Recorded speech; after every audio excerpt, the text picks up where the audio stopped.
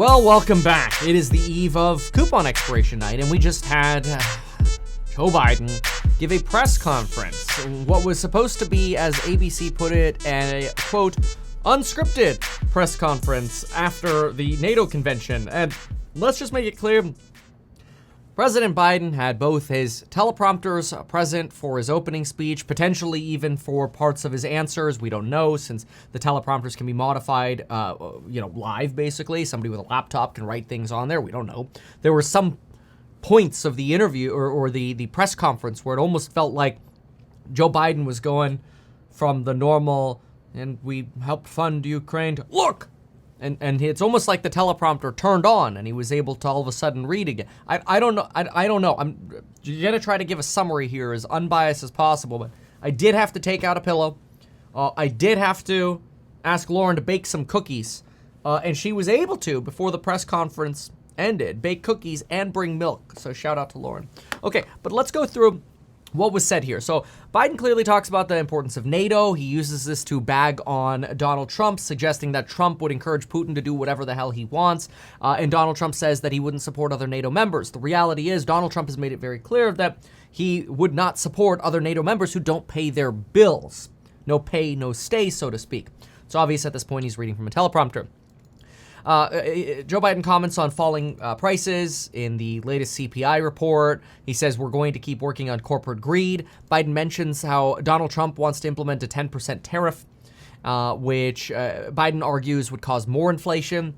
Then later in his Q&A, he talks about implementing tariffs against China to help protect American manufacturers. So you had kind of a little bit of irony there, but also not uncommon. Joe Biden went into being determined to end the war in Gaza and continue supporting Ukraine. Okay, that was sort of like the prepared stuff. Then we got into questions, which Biden did make it clear that he had a list of questions, a list of pre-selected individuals. He wrote, quote, or he said rather, I've been given a list of people to call on. That's what he said. And at some point, he kind of messed up like the order of the names in terms of who was supposed to go when he was reading off the list of who to call. So it was not an unscripted event at all. But the first question was about Kamala Harris. And Joe Biden talks about her by saying, look, I wouldn't have picked Vice President Donald Trump to be my vice president if I didn't think they could beat Donald Trump. He obviously misspoke yet again, which is quite unfortunate because he just misspoke earlier, suggesting that Vladimir Putin was the president of Ukraine. This is not good. I'll play that clip here. We haven't played it yet on the channel other than earlier in the stream, and then we'll keep going with the summary here. This was that clip. Now I want to hand it over to the president of Ukraine, who has as much courage as he has determination. Ladies and gentlemen, President Putin. President Putin. He's going to beat President Putin. And now I want to hand it over to Obviously, we know that he corrected himself. But again, when sort of your mental status and acuity is on test, these things don't look very good. In addition to the very first question. Couldn't even get through the first question without messing up who your vice president is. Donald Trump has never been a vice president. It'd be one thing if maybe he was a vice president, but he's not. Anyway, second question. Leaders here at the NATO conference are concerned that you're affecting America's standing in the world because of his mental health. Joe Biden says, look, guys, the idea that anyone suggests we haven't had an incredibly successful conference. Look, folks, well, anyway. That's basically what I wrote down because he kind of just went in circles around, hey, the conference has been successful. Find me somebody who says the conference hasn't been successful. The third question says this is a unique time in history because it's not your enemies who are calling on you to resign. It's your supporters. Have you thought about your legacy? Joe Biden says, well, look, I'm not in this for my legacy. I'm in this to complete the job I started. Find me an economist who disagrees with my performance. We're going to limit corporate rent increases to 5%. I don't know where the hell that came from. It kind of sounded like a nationwide rent control proposal. I hadn't heard that one before. But anyway, then he says, Kamala was one hell of a prosecutor. I wouldn't have picked her if I didn't think she was qualified to be president. That's why I picked her. Okay, so we get a little bit of a seed planting that he thinks that Kamala Harris is qualified to be president. Okay, Democratic Congressman Jim Himes or Himes, I don't know, Himes, says Biden should end his presidential campaign. Well, yeah, there are going to be more Democrats who come out on that too. It's like it'll be slowly at first and then faster and faster. Fourth question. What about reports that you need to go to bed earlier? It'd be smarter if I paced myself a little more, says Joe Biden. Instead of starting a fundraiser at 9, let's do 8. My schedule has been full bore. Where's Trump? Riding around on his golf cart, filling out his score before he even takes the first swing? I just gotta pace myself a little more. In the next debate, I won't be traveling to 15 time zones in the week before. Okay, well, first of all, you spent like 5 days at your home, waking up, or starting rather, at 11, with time for a nap in the 5 days leading up to the debate. Now, in the week before that, you may have been traveling across the world, but you did have a week to adjust.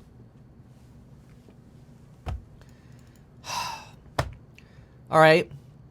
And this idea about like slamming Trump with the whole riding around on the golf cart, filling out his score before he takes a swing. All right. It's a dig. I get it. Now, this one pissed me off. He says, look, I love my staff. They do great things. And I add things all the time, even from my wife. Okay, listen. I'm just going to be crystal clear here. You get the best price on those courses on building your wealth before tomorrow at 11:59 p.m. at meetkevin.com. Email us for bundle coupons at staff@meetkevin.com. Okay, I had to do that. No, but I want to be clear about this. I don't want a president who just wants to add things from time to time.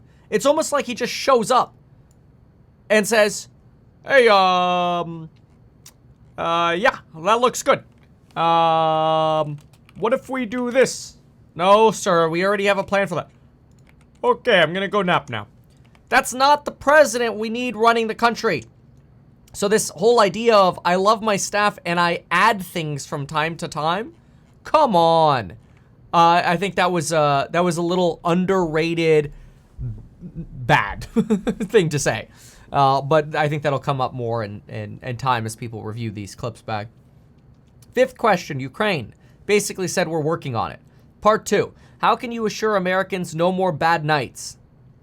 Biden's answer, well, I'm getting the job done, right? Sixth question. A reporter says he just talked to Emmanuel Macron and others across Europe. Many are concerned Trump may win the election, that Trump may weaken NATO and Ukraine. You warn about it too. Do you think Europe will be left alone if Trump wins? Sounds like a very planted question, by the way.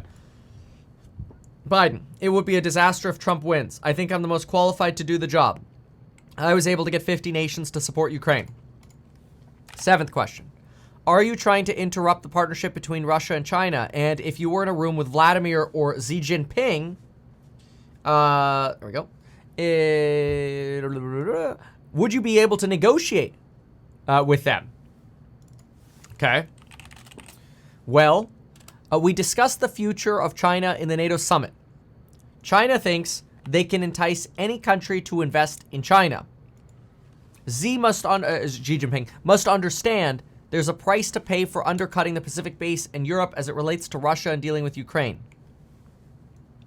We'll have tariffs on China. What do we do to increase the capacity of Europe and Japan for them to produce their own weapon systems? I'm ready to deal with Xi Jinping and Putin now and 3 years from now. Look, like I said, I'm dealing with Xi right now, Xi Jinping. I have no good reason to talk to Putin right now. If we allow Russia to succeed in Ukraine, they're not stopping. Not likely to change Russia right now. Eighth question. Ceasefire in Gaza. Anything you wish you could have done differently? Second question. You referred to yourself as a bridge candidacy to a younger generation. What changed? Answer. Israel was occasionally less than cooperative. One of the most conservative war cabinets in history Israel has now. We encouraged a transition into a two-state solution. I'm disappointed some things have not exceeded the way we hoped. Maybe, then regarding the what changed, he says, what changed was the gravity of the situation I inherited. 9th question, 2 left. Many Democrats are evaluating your 2 weeks here. Or evaluating your next 2 weeks here. Will that affect your decision, or are you fully determined on running? Answer. I'm determined I'm running, but I think it's important I allay fears, but let them see me out there. Basically, he's trying to argue like, well, I'll just go do more events and I'll show people that I'm fine. But the problem is the more he talks, the more people are convinced he's not fine. So it's like damned if you do, damned if you don't. Will that affect your... Okay, yeah. Then he says, for the longest time, people have been saying Biden's not prepared to be unscripted. Anyway, I'm doing events to demonstrate, and we can't afford to backslide. Do you think democracy is under siege? I gotta finish the job. What about health exams? Are you opening to take a test? Well, look, I've taken 3 significant tests. They say I'm in good shape, except a little problem in my left foot. I'm tested every day. The only thing age does is create a little wisdom. If a neurologist tells me let's see, where is it? If a neurologist tells me they think I need another exam, well, by the way, I've laid out my entire record, blah, blah, blah. If they suggest I should have another exam, I'll do it. No one suggests that to me. So this is actually a big one, because here, earlier, he suggests that he just goes around and adds like salt and pepper to what other people are doing. And now he's suggesting that no neurologist in the White House has asked for Biden to take another neurological exam. That his doctors think he's fine and he's around doctors all the time. 10th question. Can delegates vote for someone else? Obviously, they're free to do whatever they want. Tomorrow, if they say we want someone else, that's the democratic process. Would you support someone else? Sure. I believe I'm the best to beat Trump. There are others who can, too, beat Trump.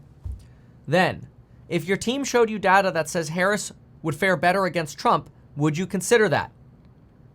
Answer, no, unless they said you won't win. Now, this is very interesting. So think about that sort of summary there for a moment. We got 4 big things out of there. 1, Kamala qualified to be president per Biden, right? Then we got Biden walks around and adds things, okay? Then we got I'll take another test if asked. I'll take a test if asked, but no one has asked. 4, we got VP Trump gaffe. And then 5, we got the data seed plant. Data seed plant on stepping aside. All right, this is a big one. So the data seed plant on stepping aside we've got to talk about, because this is actually the front page of the New York Times, which obviously leans more left. More calls for President Biden to exit ahead of high-stakes appearance. Yes, but more importantly, Biden advisors weigh how to convince him to end his campaign. In multiple articles today, the New York Times, I'm just going to summarize it here. The New York Times is trying to put together polling to stack up Harris against Biden to show that Harris can actually beat Trump where Biden can't. They want to use this data to prove to Biden that he can't win. And Biden literally just said, right here, he said, no, unless they said you won't win. And that they showed him data that he would not win. Then he would step down. So we just got the data seed plant, I'll put it in little quotes here, the data seed plant on stepping aside if the data says he can't win. So those are some big takeaways, right? Kamala qualified to be president per Biden. Biden walks around and just adds things. He'll take a test if asked, but no one asked. We got a VP Trump gaffe. And we got the data seed plant on stepping aside if the data says he can't win, which is literally the same thing the New York Times has been talking about how to essentially convince Joe Biden to leave. So now if we go to the predicted polls, they're a little volatile, but after this scripted, not scripted event, The odds are still in Kamala Harris's favor that she's going to win the nomination at 47-39. But they've tightened a little bit. If we go to the latest polls at Real Clear Politics, we see an ABC Washington Post poll that shows them tied. And if you do a Trump versus Harris, you actually have Harris in the lead by 2 points in the general election of Trump versus Harris. This is the kind of data that they're going to try to go to Biden with to convince him to leave. That's why Harris is starting to come up in polling. So keep an eye on this. You know, over here you got Trump versus Newsom. Trump wins. Trump versus Harris. Trump wins. Trump versus Biden. Trump wins. Trump versus Whitmer. Trump wins. Anyway, you gotta go to Real Clear Politics and see this. Emerson seems to be convinced that Trump wins most of these polls. So anyway, I don't think this event actually helped Joe. I think it made it clear that, again, he could read a teleprompter. When he doesn't read a teleprompter, he's kind of rambling. He's super low energy to listen to. And it's very difficult to believe that Joe Biden actually negotiates anything with any leader. It's totally believable that this country is just being run by other people in the White House, and Joe kind of just throws his experience, salt, and pepper around. That's it. That's all we're getting here.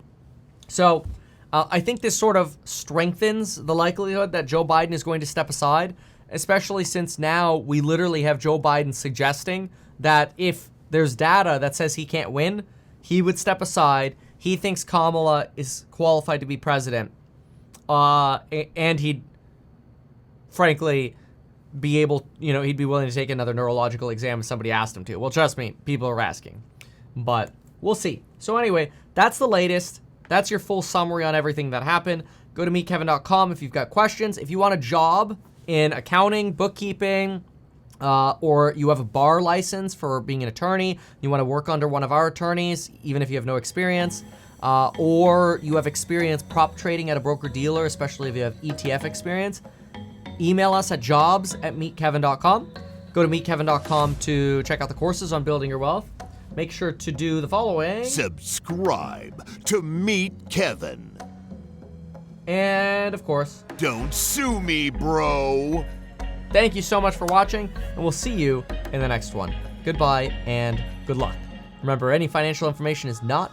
not advertise these things that you told us here. I feel like nobody else knows about this. We'll try a little advertising and see how it goes. Congratulations, man. You have done so much. People love you. People look up to you. Kevin Paffrath there, financial analyst and YouTuber. Meet Kevin. Always great to get your take. Even though I'm a licensed financial advisor, licensed real estate broker, and becoming a stockbroker, this video is not personalized advice for you. It is not tax, legal, or otherwise personalized advice tailored to you. This video provides generalized perspective, information, and commentary. Any third-party content I show shall not be deemed endorsed by me. This video is not and shall never be deemed reasonably sufficient information for the purposes of evaluating a security or investment decision. Any links or promoted products are either paid affiliations or products or services we may benefit from. I also personally operate an actively managed ETF. I may personally hold or otherwise hold long or short positions in various securities, potentially including those mentioned in this video. However, I have no relationship to any issuer other than HouseHack, nor am I presently acting as a market maker. Make sure if you're considering investing in HouseHack to always read the PPM at househack.com. Personalized financial advice.